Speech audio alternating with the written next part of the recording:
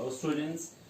तो आज का जो टॉपिक है दैट इज द लास्ट सब यूनिट जो है, जिसमें क्या प्रेजेंट है, जिसमें टॉपिक का नाम है एंटीजन एंटीबॉडी इंटरेक्शंस, यानी antigen antibody interaction as a tool for research and diagnosis. या हम ये कह सकते हैं कि जब भी कोई एंटीजन और एंटीबॉडी जो है, इनके बीच में जो इंटरेक्शन होती है, तो जो इंटरेक्शंस होती है वो किस किस टाइप्स के होते हैं, ठीक है।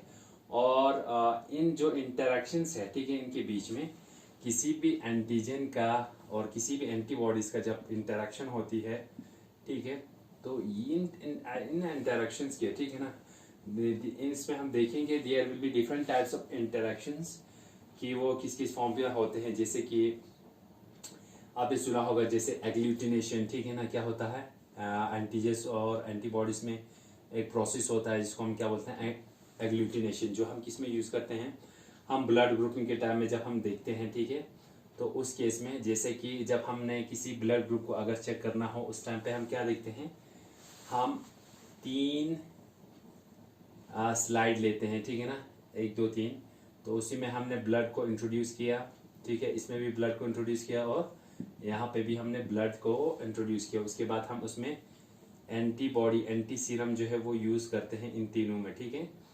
और इन तीनों में जब हमने एंटी सीरम को यूज किया तो हमें एक स्लाइड में ऐसा दिखेगा, ठीक है, जिसमें रिएक्शन होगा, जिसमें इस तरह की कुछ डॉट डॉट जो है वो फॉर्म होंगे, ठीक है, इस तरीके के, तो उसको हम एग्लूटिनेशन कहेंगे। तो वह हम किस में यूज करते हैं, ब्लड ग्रुपिंग में। तो यही चीज है कि जो एंटीबॉडी इंटरेक्शन है, जो डिफरेंट टाइप के इंटरेक्शन है, ठीक है, जहाँ से डिफरेंट टेक्निक जो है वो डेवलप हुए हैं, हम उसको यूज करते हैं उन इंटरेक्शंस को किस में, फॉर डायग्नोसिंग वेरियस डिजीजेस, ठीक है ना, और बाकी फर्दर रिसर्च एनालिसिस के लिए, ठीक है।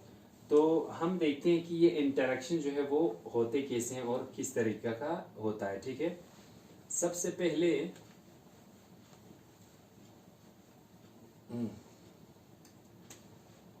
यहाँ पे देखें, सबसे पहले क्या है, जो एंटीबॉडी इंटरेक्शन है, एंटीबॉडी एंटीजन एंटीबॉडी इंटरेक्शन जो है, किसी भी एंटीजन और एंटीबॉडी के बीच में जो इंटरेक्शन होता है, ठीक है, इंटरेक्शन मीन्स यानी या इधर there will be force of attraction या रिपल्शन, किसी भी तरह का भी इंटरेक्शन हो, ठीक है। तो जब भी किसी एंटीजन और एंटीबॉडी में इंटरेक्शन होता है, इट इज व्हाट, जो इंटरेक्शन है ये it is a biomolecular association. इसको हम कैसे डिफाइन करेंगे, it is a biomolecular association, ठीक है ना, it is what, biomolecular association as an enzyme substrate, ठीक है, as an enzyme substrate interaction, ठीक है, as an enzyme substrate interaction.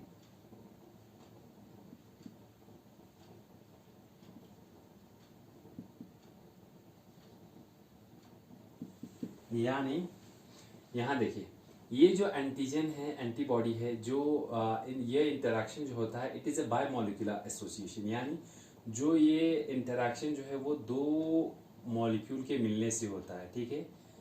एक एंटीजन है, दूसरा क्या है, एंटीबॉडी है। सो इसीलिए हमने क्या वर्ड किया, it is a biomolecular association, ठीक है। जैसे कोई एंजाइम, ठीक है ना, ये एक एंजाइम है, ठीक है, ये एक एंजाइम है और ये एक क्या है, सबस्ट्रेट है, ठीक है ना। जो एंजाइम सबस्ट्रेट जो है वो हमेशा क्या करता है, that is also biomolecular association. कोई भी एंजाइम अपने सबस्ट्रेट के साथ में ये कंबाइन होता है इस तरीके से, ठीक है, और एंजाइम सबस्ट्रेट कॉम्प्लेक्स जो है वो फॉर्म करते हैं, ठीक है ना। तो इसी तरीके से जो अपना ये एंटीजन एंटीबॉडी इंटरेक्शन है, it is almost similar to the enzyme substrate interaction and it is an association of 2 molecules, ठीक है ना, that is first is the antigen and second is the antibody। so इसीलिए हम कहते हैं जो antigen antibody interaction जो है, it is a biomolecular association, ठीक है ना, as a enzyme substrate interaction, ठीक। जो अब इसमें इंटरेक्शंस यानी जो एंटीजन और एंटीबॉडी में जो इंटरेक्शन है वो किस तरीके, whether it is A covalent और नॉन कोवेलेंट। तो जब हम वो देखते हैं तो जो ये इंटरेक्शन है it consist of non covalent interaction, ठीक है। नॉन कोवेलेंट इंटरेक्शन यानी इंटरेक्शन इसमें होता है लेकिन उसमें कोई बॉन्ड शेयरिंग जो है प्रेजेंट नहीं है, ठीक है। कोई कोवेलेंट इंटरेक्शन इनमें प्रेजेंट नहीं है, ठीक है। जब हम देखते हैं एंटीजन और एंटीबॉडी को, इनके बीच में होता है एक covalent interaction, sorry non covalent interaction जो है वो प्रेजेंट होगा। किसमें किसके बीच में होगा ये इंटरेक्शन? ये इंटरेक्शन जो होगा बिटवीन किसके बीच में? It will be present between the antigenic determinants. Antigenic determinant किसके बीच में होगा ये non covalent interaction? It consists of non-covalent interaction between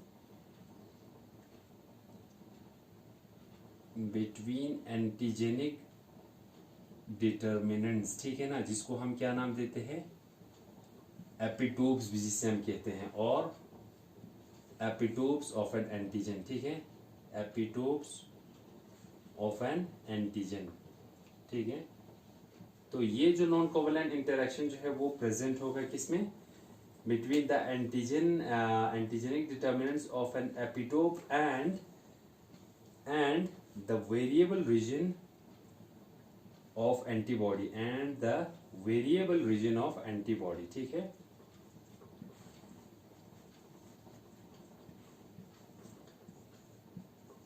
यहां पे देखिए आप ये पॉइंट मैंने क्या कहा? It consist of non covalent interaction, ठीक है। It consist of non covalent interaction यानी जो इसमें इंटरेक्शन होगा वो क्या होगा? जो ये इंटरेक्शन होगा it will be A non covalent, ठीक है। इसमें कोई बॉन्ड शेयरिंग नहीं होगा, यानी नॉन कोवेलेंट इंटरेक्शन होगा बिटवीन द एंटीजेनिक डिटर्मिनेंट और the epitopes of an antigen and the variable region of antibody, ठीक है। ये देखिए यहाँ पे दिस इज एन एंटीजन, ठीक। ये एक एंटीजन है। अब इस एंटीजन पे स्पेसिफिक रीजन है जिसको हम क्या नाम देते हैं? एपिटोप्स कहते हैं या एंटीजेनिक डिटर्मिनेंट्स कहते हैं, ठीक है। लाइक दिस, ये वाला पोर्शन जो है या ये वाला पोर्शन जो है, ठीक है, इसको हम क्या नाम देंगे? These are the specific regions जिसके अगेंस्ट में एंटीबॉडी प्रोड्यूस होती है, जिसको हम क्या बोलते हैं? एंटीजेनिक डिटर्मिनेंट्स या एपिटोप्स कहते हैं, ठीक है। तो इन्हीं एंटीजेनिक डिटर्मिनेंट्स या एपिटोप के अगेंस्ट में क्या होगा? एंटीबॉडी जो है वो प्रोड्यूस होगी, ठीक है। ये एंटीबॉडी जो है वो प्रोड्यूस होगी, ठीक है ना, इस तरीके से या इस तरीके से, ठीक है। अब हमें पता है एंटीबॉडीज में मेनली दो रीजन होता है, एक है वेरिएबल रीजन। एंटीबॉडी में दो रीजन जो है वो प्रेजेंट होता है। कौन कौन सा होता है? एक वेरिएबल रीजन है, दूसरा कांस्टेंट रीजन, ठीक है ना। और ये वेरिएबल रीजन जो है, यही वेरिएबल रीजन है जो इस एंटीजन के साथ में बाइंड करता है, ठीक है। तो यही चीज मैंने यहाँ पे लिखा है, ठीक है। जब भी किसी भी एंटीजन और एंटीबॉडी का इंटरेक्शन होता है, इस एंटीजन का इस एंटीबॉडी के साथ में जो इंटरेक्शन होता है वो क्या होता है? सबसे पहले हमने बताया बायोमोलिक्यूल एसोसिएशन। इसमें दो मॉलिक्यूल की क्या होता है? एसोसिएशन होता है, ठीक है। एक एंजाइम सबस्ट्रेट की तरह, एक एंजाइम और जब उसका सबस्ट्रेट जो है वो बाइंड होता है, ठीक है। और इसमें जब हम बात करते हैं इंटरेक्शन की, तो इसमें दो इंटरेक्शन होता है। It consist of non covalent interaction. इसमें इस एंटीजेनिक एपिटोप और इस एंटीबॉडी में क्या है? कोई कोवेलेंट बॉन्ड नहीं फॉर्म हो रहा है, इसीलिए हम उसको नाम देते हैं नॉन कोवेलेंट इंटरेक्शन। क्या नाम देते हैं? Non covalent interaction. इस एंटीजन और इस एंटीबॉडी के बीच में क्या है? एक नॉन कोवेलेंट इंटरेक्शन है, और वो स्पेसिफिकली किस में है? स्पेसिफिकली इस एंटीजन का एक पर्टिकुलर रीजन है, ये ब्लैक वाला, जिसको हम क्या नाम देते हैं? एंटीजेनिक डिटर्मिनेंट या एपिटोप जिसे हम कहते हैं, ठीक है। और ये जो कोवलेंट बॉन्डिंग जो होता है वो होता है इस एंटीजेनिक डिटर्मिनेंट्स या इस एपिटोप और इस एंटीबॉडी की जो वेरिएबल रीजन जो है उन दोनों में क्या होता है, एक नॉन कोवलेंट इंटरेक्शन जो है वो फॉर्म होती है, ठीक है। So second thing is this, it consist of non covalent interaction between the antigenic determinants और the epitopes and antigen and the variable region of antibody, ठीक है ना। इस एंटीबॉडी का क्या होता है, एक वेरिएबल रीजन होता है, बाकी जो नीचे का है इज अ कांस्टेंट रीजन। तो ये वेरिएबल रीजन और इस एपिटोप के बीच में क्या होता है, एक इंटरेक्शन होती है नॉन कोवलेंट, ठीक है। सो यही चीज मैंने लिखी है सेकंड पॉइंट।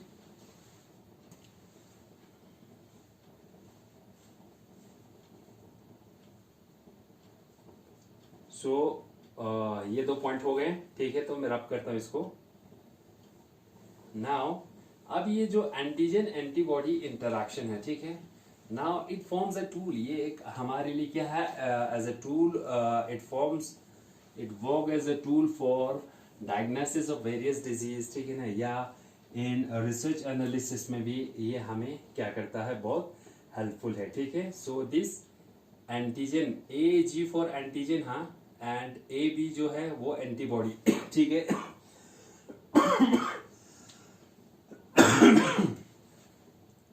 जो ये एंटीजन एंटीबॉडी इंटरेक्शन है, ठीक, ये क्या है, it is of immense important, ठीक है ना, इसकी बहुत इंपॉर्टेंस है, ठीक है।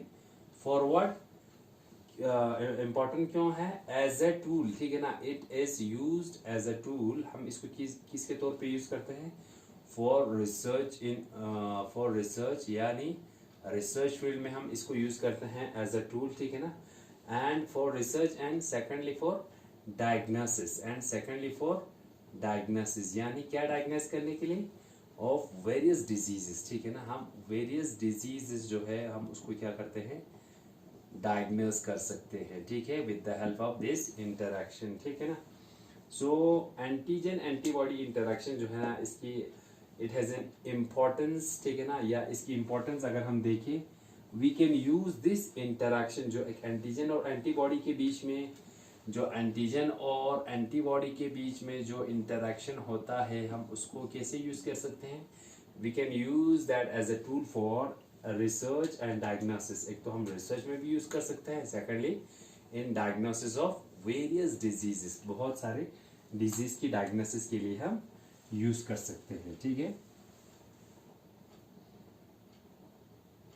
नाउ अब इसी में एक और चीज है,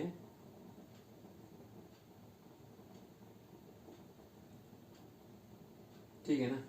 अब अगर हम इनकी एंटीजन और एंटीबॉडी की स्ट्रेंथ की बात करें, ठीक है, तो वो इनके इंटरेक्शन पे डिपेंड करता है, ठीक है। किस पे डिपेंड करता है, इंटरेक्शन पे। अगर हम इनकी strength of antigen antibody interaction, ठीक है, अगर हम इनकी स्ट्रेंथ की बात करें तो क्या है, अगर हम इनकी स्ट्रेंथ की बात करें, ठीक है, तो वो इनके इंटरेक्शन पे डिपेंड करता है। जो नॉन कोवलेंट इंटरेक्शन जो है इसमें प्रेजेंट है उसी पे डिपेंड करते हैं, ठीक है। तो हम ऐसे लिख सकते हैं, जो एंटीजन एंटीबॉडी की जो इंटरेक्शन है इसमें, द एंटीजन एंटीबॉडी इंटरेक्शन किसमें प्रेजेंट है, जो एंटीबॉडी और एंटीबॉडी की, जब एंटीजन और एंटीबॉडी की जब ये इंटरेक्शन होती है, एंटीजन और किसके बीच में, एंटीबॉडी के बीच में जो इंटरेक्शन होती है, ये जो इंटरेक्शन जो है ना, it forms an immune complex, ये कॉम्प्लेक्स फॉर्म करता है, ठीक है। It forms an immune complex, एक कॉम्प्लेक्स फॉर्म करता है, ठीक है ना। यहाँ देखिए इन दोनों के इंटरेक्शन की वजह से एक कॉम्प्लेक्स जो है वो फॉर्म होगा, ठीक। और वो किसकी वजह से, ये इम्यून कॉम्प्लेक्स फॉर्म होता है बाय नॉन कोवेलेंट इंटरेक्शन से, ठीक है ना। कोई कोवेलेंट इसमें बॉन्डिंग नहीं होता, ठीक है ना। मेनली किससे होता है, नॉन कोवेलेंट इंटरेक्शन से। Non covalent interactions. आपको इन दोनों के बीच में कोई बॉन्डिंग जो है वो नहीं दिखेगी, ठीक है, but there is a non covalent interaction that is found. और अगर हम इन नॉन कोवेलेंट इंटरेक्शन की बात करें तो वो किसके फॉर्म में होता है? इट कंप्राइजिंग ऑफ ये किससे कंप्राइजिंग ऑफ आयनिक बॉन्ड, ठीक है ना। इसमें क्या प्रेजेंट होता है? आयनिक बॉन्ड प्रेजेंट होगा, ठीक है। नाउ और सेकंडली क्या होता है? हाइड्रोजन बॉन्ड प्रेजेंट होता है, ठीक। और थर्ड चीज क्या होती है?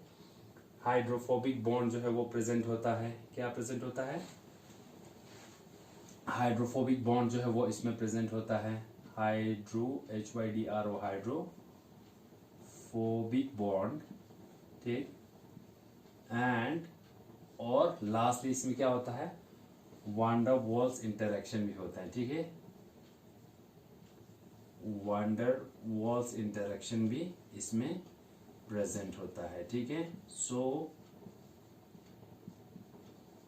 अगर हम स्ट्रेंथ की बात करें, एंटीजन एंटीबॉडी जब ये इंटरैक्ट करती है, ठीक है ना, एंटीजन एंटीबॉडी जब इंटरैक्शन करती है तो एक इम्यून कम्प्लेक्स जो है वो फॉर्म करता है। क्या फॉर्म करता है?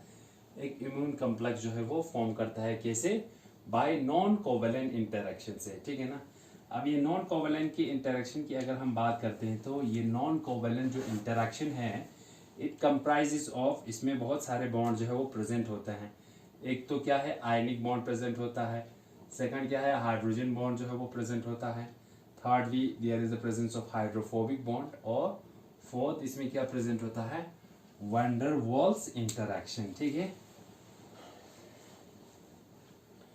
तो ये चीजें इसमें प्रेजेंट होता है, ठीक है ना। आप जब हम इसकी स्ट्रेंथ की बात करते हैं, ठीक है ना, वो मेनली किसकी वजह से होता है कि एंटीबॉडी और एंटीजन के, ठीक है ना, उनकी एफिनिटी पे डिपेंड करते हैं, ठीक है। जितना ज़्यादा एफिनिटी होगा उतनी ज़्यादा उसकी बॉन्डिंग होगी, ठीक है ना, उतनी ज़्यादा उसकी इंटरेक्शन ज़्यादा होगी। लेकिन जितनी कम एफिनिटी होगी तो उतना ही कमज़ोर यानी वीक बॉन्ड जो है वो फॉर्म करेंगे।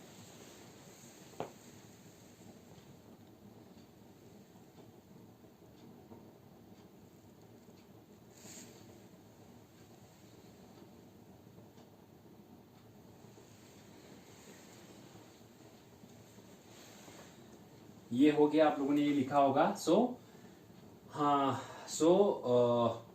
एंटीजन एंड एंटीबॉडी जो है वो बाइंड करने के बाद एक इम्यून कम्प्लेक्स फॉर्म किया, जिसमें क्या होता है, किसकी मदद से? बाय नॉन कोवेलेंट इंटरेक्शन से, ठीक है। आप हम नॉन कोवेलेंट इंटरेक्शन की बात करते हैं तो इसमें क्या है? आयनिक बॉन्ड प्रेजेंट होता है, हाइड्रोजन बॉन्ड प्रेजेंट होता है, hydrophobic and certain van der Waals interaction इसमें प्रेजेंट होती है, ठीक है। नाउ जो स्ट्रेंथ की अगर हम बात कर रहे हैं, ठीक है, जो स्ट्रेंथ की अगर हम बात कर रहे हैं तो द स्ट्रेंथ ऑफ इंटरेक्शन जो इसमें स्ट्रेंथ होती है, किसमें? द स्ट्रेंथ ऑफ इंटरेक्शन जो किसमें प्रेजेंट होता है? बिटवीन एक एंटीजन और एंटीबॉडी के बीच में जो स्ट्रेंथ होता है वो किस पे डिपेंड करता है फिर? दैट इज, वो किसकी वजह से है? दैट इज ड्यू टू, किसकी वजह से? That is due to the affinity of antibody, ठीक है ना। वो किस पे डिपेंड करता है? एफिनिटी ऑफ एंटीबॉडी पर डिपेंड करते हैं, ठीक है। एफिनिटी ऑफ एंटीबॉडी यानी किसके लिए? For affinity of antibody for the epitope of antigen. किसके लिए? Epitope of an antigen. ये समझे कि नहीं? जब भी हम स्ट्रेंथ देखते हैं एक एंटीजन और एंटीबॉडी में, दिस इज द एंटीजन और and this is the antibody, ठीक है, this is what the antibody. जब भी हम इस एंटीजन और इस एंटीबॉडी की जब हम इंटरेक्शन की बात करते हैं, ठीक है, जो इनकी स्ट्रेंथ है, ठीक है ना, इसमें कितना इंटरेक्शन है इन दोनों के बीच में, जो उनकी स्ट्रेंथ है एक एंटीजन और एंटीबॉडी, ठीक है ना, दिस इज द एंटीबॉडी एक एंटीजन और एंटीबॉडी के बीच में कितना जो स्ट्रेंथ है इंटरेक्शन के बीच में, वो स्ट्रेंथ किस पे डिपेंड करती है? वो affinity depends upon is due to their affinity of antibody, ठीक है, फॉर द एपिटोप। इस एंटीबॉडी का इस एंटीजन के एपिटोप के लिए कितना एफिनिटी है वो उस पर डिपेंड करता है, ठीक है। इस एंटीबॉडी का इस एंटीजन के साथ में, ठीक है ना, एंटीजन के किस पर्टिकुलर पोर्शन में, particularly the epitope of an antigen, ठीक है, उसके लिए कितना एफिनिटी है, ठीक है ना, उसी पे डिपेंड करता है इस स्ट्रेंथ ऑफ इंटरेक्शन, ठीक है ना। अगर लो एफिनिटी एंटीबॉडीज होगा तो क्या होगा, वीक एंटीजन जो है वो बॉन्ड जो है, वीक बॉन्ड जो है वो फॉर्म करेगी। अगर हाई एफिनिटी शो करेंगे, ठीक है ना, तो उस केस में क्या होगा, strong bond will be formed between the antigen and the antibody, ठीक है। so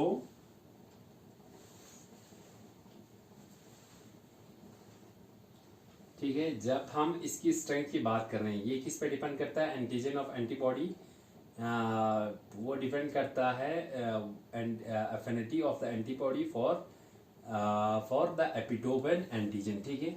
अगर हम इस एंटीजन और एंटीबॉडी के बीच में जब हम देखें, अगर ये वाली एंटीजन और एंटीबॉडी के बीच में if there is a low affinity, अगर क्या प्रेजेंट हो, लो एफिनिटी इज प्रेजेंट, अगर लो एफिनिटी प्रेजेंट हो किसके लिए,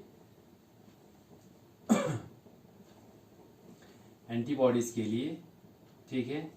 लो एफिनिटी अगर प्रेजेंट हो एंटीबॉडीज के लिए, किसके लिए, इस एंटीजन के एपिटोप के लिए, तो उस टाइम पे क्या होगा, वीक बॉन्ड जो है वो फॉर्म करेंगे, ठीक है ना, वीक बॉन्ड जो है वो फॉर्म करेंगे, ठीक है। वीक अगर एंटीबॉडी की लो एफिनिटी हो तो वीक एंटीजन बॉन्ड जो है वो फॉर्म करेगी, ठीक है। अगर हाई एफिनिटी होगी, ठीक है ना, अगर हाई एफिनिटी होगी एंटीजन की, तो उस केस में क्या करेंगे, it will form a strong bond with the antibody, strong antibody bond जो है वो फॉर्म करेंगे, ठीक है। तो स्ट्रेंथ जो है वो हमेशा किस पर डिपेंड करता है, इन एंटीजन और एंटीबॉडी के इंटरेक्शंस में, और उनमें एफिनिटी कितना है द एंटीबॉडी को किसके साथ में, with the antigen of an with the epitope of an antigen, ठीक है। So this is what the antigen antibody interaction. Now जब हम देखते हैं तो how we can use this antigen and antibody interaction as a tool, तो जब ये इंटरेक्ट करते हैं, ठीक है, ये एंटीजन एंटीबॉडी जब इंटरेक्ट करते हैं,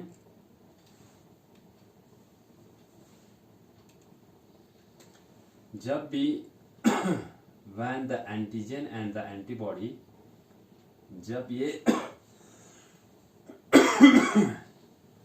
अब हम देखते हैं ये antigen antibody interaction as a tool, ठीक है ना, कि ये as a tool for research, ठीक है ना। तो हम इसको कैसे इस इंटरेक्शन को यूज कर सकते हैं एज अ रिसर्च के लिए, ठीक है। जब हम ये चीज देखते हैं तो उसमें आपको क्या होता है, डिफरेंट टाइप्स ऑफ जो इंटरेक्शन जो है वो आपको देखने को मिलता है। There are firstly the interaction that is found between the antigen and antibody interaction, जिसको हम यूज कर सकते हैं as a tool for research as well as diagnosis, ठीक है। तो एंटीजन एंटीबॉडी इंटरेक्शन में अगर हम देखते हैं तो first type of antigen antibody interaction is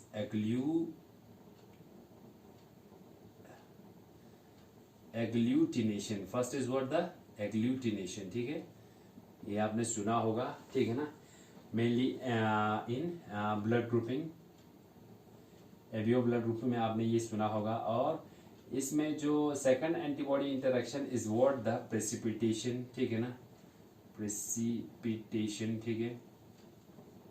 and third is what, the antigen antibody interaction is the immunodiffusion, ठीक है, immunodiffusion.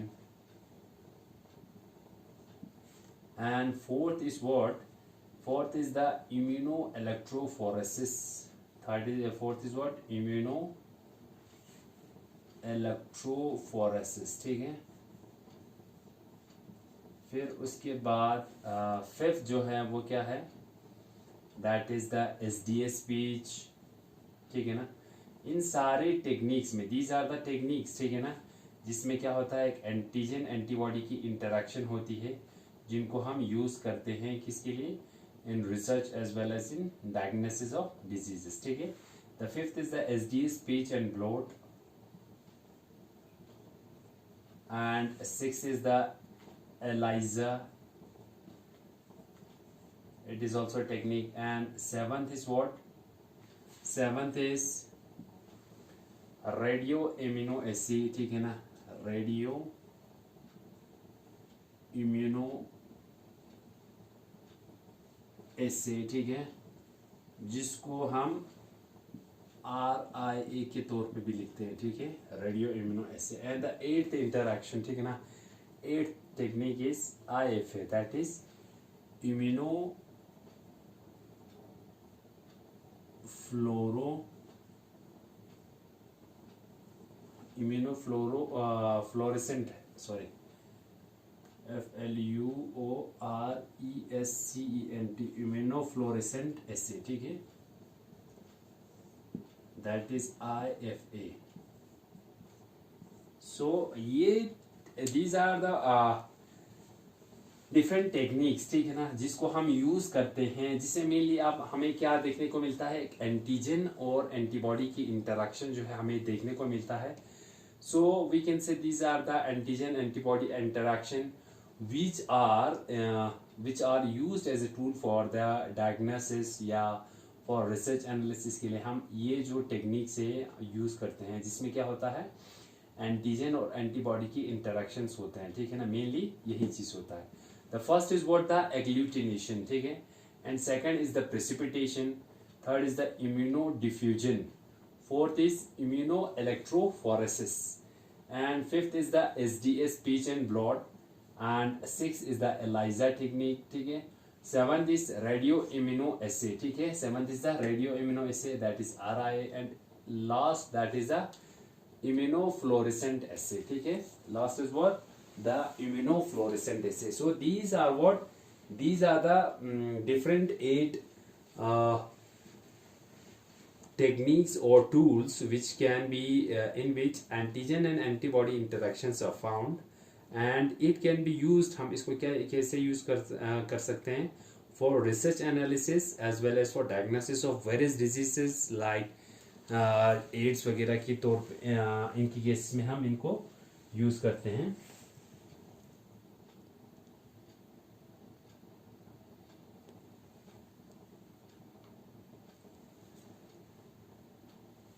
ठीक है, तो ये आप लोगों ने this you have to note down, ठीक है ना, और ये टेक्निक जो है बराबर आपकी जो बुक आप लोगों के पास भी है उसी में भी दिया हुआ है, तो you can see this various types of interactions in that also.